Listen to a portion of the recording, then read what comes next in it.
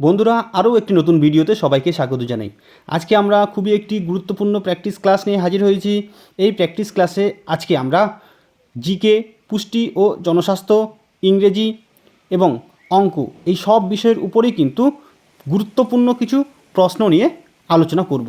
তো অবশ্যই কিন্তু ভিডিওটি খুবই গুরুত্বপূর্ণ হতে চলেছে, শুরু থেকে শেষ পর্যন্ত মনোযোগ সহকারে দেখবে। যারা যারা আমাদের চ্যানেলে নতুন এসেছো অবশ্যই কিন্তু চ্যানেলটিকে সাবস্ক্রাইব করবে এরকম গুরুত্বপূর্ণ প্র্যাকটিস ক্লাসগুলি পেতে, এবং ভালো লাগলে অবশ্যই কিন্তু লাইক কমেন্টও শেয়ার করবে। তো চলো দেখে নিই আজকে কি কি প্রশ্ন রয়েছে। তাহলে প্রথম প্রশ্নটি দেখো বন্ধুরা, খুবই একটি গুরুত্বপূর্ণ প্রশ্ন রয়েছে। কোন মশা ডেঙ্গি রোগ ছড়ায়? এখানে চারটে অপশন রয়েছে, কিউলেক্স, অ্যানোফিলিস, এডিস এবং ম্যানসোনিয়া। তাহলে এই চারটে অপশনের মধ্যে কোনটি সঠিক হবে? এখানে বন্ধুরা অপশন সি এডিস মশা হবে সঠিক উত্তর। এডিস মশা ডেঙ্গি রোগ ছড়ায়। এবং এর পাশাপাশি মনে রাখবে বন্ধুরা আরেকটি গুরুত্বপূর্ণ তথ্য, এই যে অপশন বি রয়েছে অ্যানোফিলিস মশা, স্ত্রী অ্যানোফিলিস মশা ম্যালেরিয়া রোগ ছড়ায়। তাহলে স্ত্রী অ্যানোফিলিস মশা ম্যালেরিয়া রোগ ছড়ায় এবং এডিস মশা ডেঙ্গি রোগ ছড়ায়। খুবই গুরুত্বপূর্ণ, অবশ্যই কিন্তু মনে রাখবে। এর পরের প্রশ্নটি দেখো কি রয়েছে। এবারে রয়েছে একটি ইংরেজির প্রশ্ন, দেখো dash tiger is our national animal, fill in the blanks with article. তাহলে বন্ধুরা এখানে শূন্য স্থানে আর্টিকেল বসিয়ে কিন্তু পূরণ করতে বলেছে। বন্ধুরা এখানে কিন্তু অপশন এ অনেকেই উত্তর করবে, তো এখানে অপশন এ কিন্তু হবে না। A tiger is our national animal, একটি বাঘ হলো আমাদের জাতীয় পশু। একটি বাঘ কিন্তু আমাদের জাতীয় পশু হবে না। এখানে দেখো বন্ধুরা, আমরা এই আর্টিকেল বিষয়ে যে ক্লাসগুলি করেছি সেখানে বলেছি যে যখন কোনো নাউন তার সমগ্র জাতিকে বোঝাবে, যে নাউন দ্বারা তার সমগ্র জাতিকে বোঝাবে, তখন কি হবে? দি আর্টিকেলটি বসবে। তো এখানে দেখো the tiger is our national animal, বাঘ হলো আমাদের জাতীয় পশু, এবং এখানে যে দি বসালাম এর ফলে এই যে বাঘ, এই বাঘ কিন্তু সমগ্র প্রজাতিকেই বোঝানো হচ্ছে। এই বাঘ দ্বারা সমগ্র বাঘ প্রজাতিকেই বোঝানো হচ্ছে, একটি মাত্র বাঘকে কিন্তু এখানে বোঝানো হচ্ছে না, তাই এখানে দি আর্টিকেলটি বসবে। এর পরের প্রশ্নটি দেখো। এবারে দেখো আরেকটি খুবই গুরুত্বপূর্ণ প্রশ্ন রয়েছে, উইংস অফ ফায়ার কার আত্মজীবনী? চারটে অপশন রয়েছে, সুভাষচন্দ্র বসু, ইন্দিরা গান্ধী, প্রণব মুখোপাধ্যায়, এপিজে আব্দুল কালাম। তো এখানে কোন অপশনটি সঠিক হবে? বন্ধুরা এখানে option D APJ Abdul Kalam হবে সঠিক উত্তর। উইংস অফ ফায়ার এটি হলো এপিজে আব্দুল কালামের আত্মজীবনী। এখানে আরেকটি গুরুত্বপূর্ণ তথ্য মনে রাখবে বন্ধুরা, এপিজে আব্দুল কালাম ছিলেন 2002 থেকে 2007 পর্যন্ত ভারতের 11তম রাষ্ট্রপতি। তাহলে 2002 থেকে 2007 পর্যন্ত 11তম রাষ্ট্রপতি হিসেবে দায়িত্ব পালন করেছিলেন এপিজে আব্দুল কালাম। খুবই একটি গুরুত্বপূর্ণ প্রশ্ন, যে কোনো কম্পিটিটিভ এক্সামে কিন্তু এই প্রশ্নটি বহুবার এসেছিল, এবং অবশ্যই কিন্তু তোমাদের আইসিডিএস কর্মী ও সহায়িকা নিয়োগের পরীক্ষার জন্য খুবই গুরুত্বপূর্ণ। চলো পরের প্রশ্নটি দেখে নিই। এবারের প্রশ্নটি হলো, বক্সা টাইগার রিজার্ভ পশ্চিমবঙ্গের কোন জেলায় অবস্থিত? দার্জিলিং, আলিপুরদুয়ার, জলপাইগুড়ি, দক্ষিণ চব্বিশ পরগনা। তাহলে এখানে কোন জেলায় বক্সা টাইগার রিজার্ভ অবস্থিত? বন্ধুরা এখানে অপশন বি আলিপুরদুয়ার হবে সঠিক উত্তর। বক্সা টাইগার রিজার্ভ পশ্চিমবঙ্গের আলিপুরদুয়ার জেলায় অবস্থিত। পরের প্রশ্নটি দেখো। এবারে আরও একটি ইংরেজির প্রশ্ন রয়েছে, দেখো বন্ধুরা, write the opposite word of hate. তাহলে হেট শব্দটির বিপরীত শব্দ কিন্তু এখানে আমাদের বলতে বলেছে। তো এখানে দেখো চারটে অপশন রয়েছে, এনভি, লাভ, ডিসলাইক, কন্টেম্পট। তাহলে কোন অপশনটি এখানে সঠিক হবে? তাহলে বন্ধুরা এখানে দেখো এনভি এর অর্থ হলো ঈর্ষা করা, লাভ ভালোবাসা, ডিসলাইক অপছন্দ করা, লাইক পছন্দ করা, ডিসলাইক অপছন্দ করা, এবং কন্টেম্পট অর্থাৎ ঘৃণা করা। তো এখানে দেখো তাহলে আমাদের অপশন বি, এই অপশন বি হবে কিন্তু এখানে সঠিক উত্তর। হেট ঘৃণা করা, লাভ ভালোবাসা। বাকি যে অপশনগুলি রয়েছে এনভি ঈর্ষা করা, ডিসলাইক অপছন্দ করা, কন্টেম্পট ঘৃণা করা, এগুলি কিন্তু এই হেট অর্থাৎ ঘৃণা করা এই শব্দটির কিন্তু সমার্থক শব্দ, এবং এই যে অপশন বি রয়েছে লাভ, এটি কিন্তু হেট শব্দটির অপোজিট শব্দ। তাহলে অপশন বি হবে এখানে সঠিক উত্তর। এর পরের প্রশ্নটি দেখো বন্ধুরা, দিল্লি শহরটি কোন নদীর তীরে অবস্থিত? গঙ্গা, যমুনা, নর্মদা, মুসি। কোন অপশনটি সঠিক হবে? এখানে বন্ধুরা অপশন বি যমুনা নদী হবে সঠিক উত্তর। দিল্লি শহরটি যমুনা নদীর তীরে অবস্থিত। এর পরের প্রশ্নটি দেখো কি রয়েছে। এবারে দেখো হুমায়ুন নামা গ্রন্থটি কে রচনা করেন? খুবই একটি গুরুত্বপূর্ণ প্রশ্ন।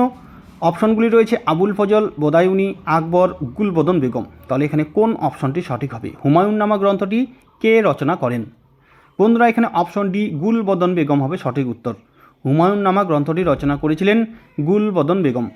বন্ধুরা আমরা বর্তমানে যে সমস্ত প্রশ্নগুলি তোমাদের সামনে তুলে ধরছি সেগুলি কিন্তু তোমাদের আইসিডিএস কর্মী ও সহায়িকা নিয়োগের জন্য খুবই গুরুত্বপূর্ণ। তাই অবশ্যই কিন্তু ভিডিওগুলি মনোযোগ সহকারে দেখবে এবং নিয়মিত ক্লাসগুলি কিন্তু ফলো করবে। তাহলে কিন্তু নিশ্চয়ই আশা করছি যে তোমরা পরীক্ষায় ভালো নম্বর পেয়ে পাস করতে পারবে। চলো আমরা পরের প্রশ্নটি দেখে নিই কী রয়েছে। Have you eaten rice? Which sentence is this? তাহলে হ্যাভ ইউ ইটেন রাইস, তুমি কি ভাত খেয়েছো, এটি কোন শ্রেণীর বাক্য? দেখো declarative, imperative, interrogative, exclamatory sentence. তাহলে এই চারটি অপশনের মধ্যে কোনটি সঠিক হবে? এখানে বন্ধুরা আমরা বুঝতেই পারছি যে এটি হবে অপশন সি ইন্টারোগেটিভ সেন্টেন্স, অর্থাৎ প্রশ্নবোধক বাক্য।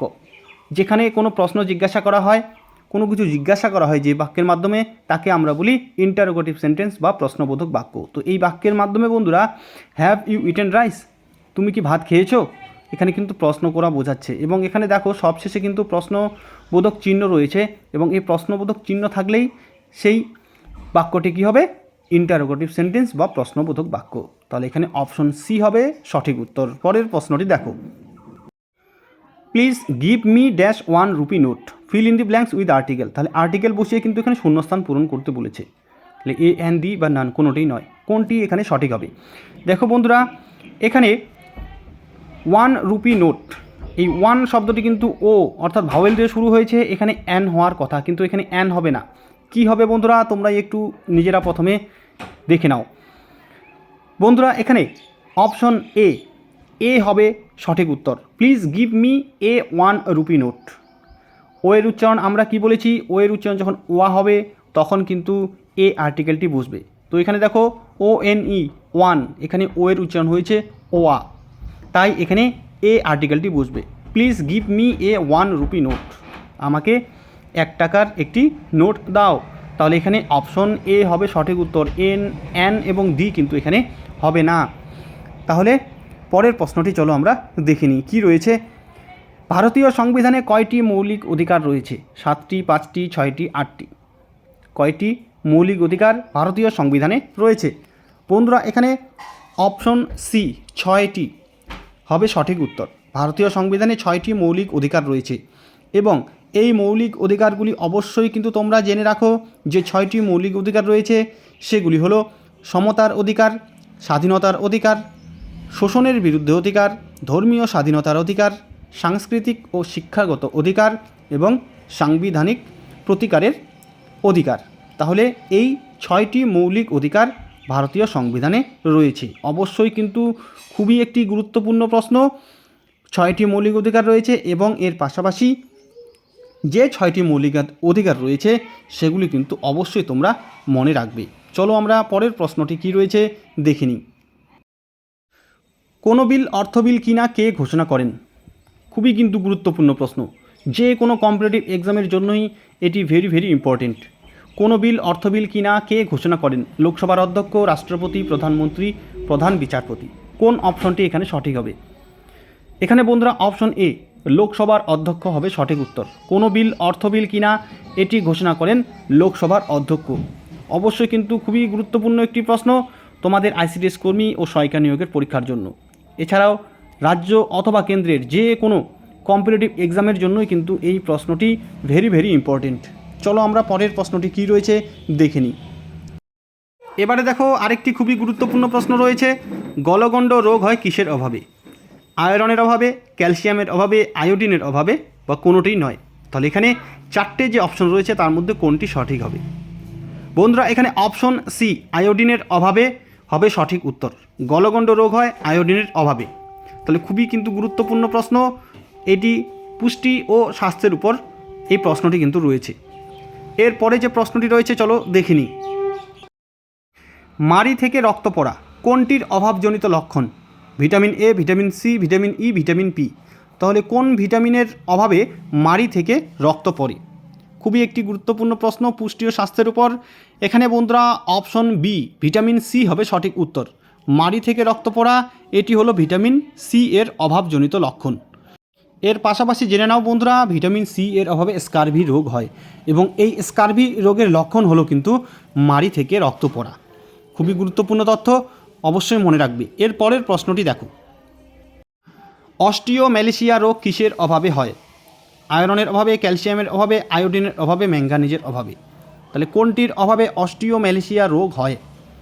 এখানে বন্ধুরা অপশন বি ক্যালসিয়ামের অভাবে হবে সঠিক উত্তর। অস্টিওম্যালেশিয়া রোগ হয় ক্যালসিয়ামের অভাবে। বন্ধুরা এখানে কিন্তু অন্যভাবেও অপশন দিতে পারে, ভিটামিন দিয়ে যদি অপশন দেয়, যেমন vitamin A, vitamin C, vitamin D, vitamin B, এভাবে যদি থাকতো তাহলে কিন্তু আমাদের ভিটামিন ডি উত্তর করতে হবে। ভিটামিন ডি এর অভাবে অস্টিওম্যালেশিয়া হয় এবং এই অস্টিওম্যালেশিয়া বন্ধুরা বড়দের রোগ ভিটামিন ডি এর অভাবে এবং ছোটদের ভিটামিন ডি এর অভাবে হয় রিকেট রোগ। তাহলে ভিটামিন ডি এর অভাবে ছোটদের রিকেট রোগ হয় এবং বড়দের অস্টিওম্যালেশিয়া রোগ হয়।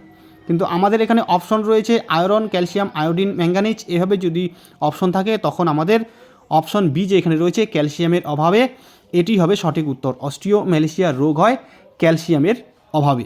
চলো পরের প্রশ্নটি কী রয়েছে দেখে নিই। We go to school dash 11 AM, fill in the blanks with article. এখানে আর্টিকেল হবে না বন্ধুরা, এখানে হবে প্রিপোজিশন। তাহলে এখানে কোন প্রিপোজিশনটি বসবে? এই শূন্যস্থানে কোন প্রিপোজিশনটি বসবে? On, in, at, of. বন্ধুরা আমরা কিন্তু এ বিষয়ে আলোচনা করেছিলাম, নির্দিষ্ট সময়ের আগে অ্যাট প্রিপোজিশনটি বসবে। তাহলে এখানে আমরা কিন্তু স্কুলে যাই বা বিদ্যালয়ে যাই 11টায়, তাহলে এখানে নির্দিষ্ট সময় বলা আছে, তাই এখানে অ্যাট প্রিপোজিশনটি বসবে। তাহলে we go to school at 11 AM, এখানে অপশন সি হবে সঠিক উত্তর। চলো আমরা পরের প্রশ্নটি কী রয়েছে দেখে নিই। দেখো বন্ধুরা আজকের শেষ প্রশ্নটি হলো, ভারতের প্রথম মহিলা মুখ্যমন্ত্রীর নাম কি? এখানে 4টে অপশন রয়েছে। তো এই যে 4টে অপশন রয়েছে, এখানে ভারতের প্রথম মহিলা মুখ্যমন্ত্রী কে ছিলেন? এই প্রশ্নটি তোমাদের জন্য রাখলাম, অবশ্যই কিন্তু কমেন্ট করে জানাবে ভারতের প্রথম মহিলা মুখ্যমন্ত্রীর নাম কি। তো বন্ধুরা আজকে আমরা ইংরেজি, জিকে, পুষ্টি ও স্বাস্থ্যের উপর কিন্তু বেশ কিছু গুরুত্বপূর্ণ প্রশ্ন ও উত্তর নিয়ে আলোচনা করলাম। আশা করি ভিডিওটি তোমাদের উপকারে আসবে। ভিডিওটি ভালো লাগলে অবশ্যই কিন্তু লাইক, কমেন্ট ও শেয়ার করবে। আজকে এ পর্যন্তই, ধন্যবাদ।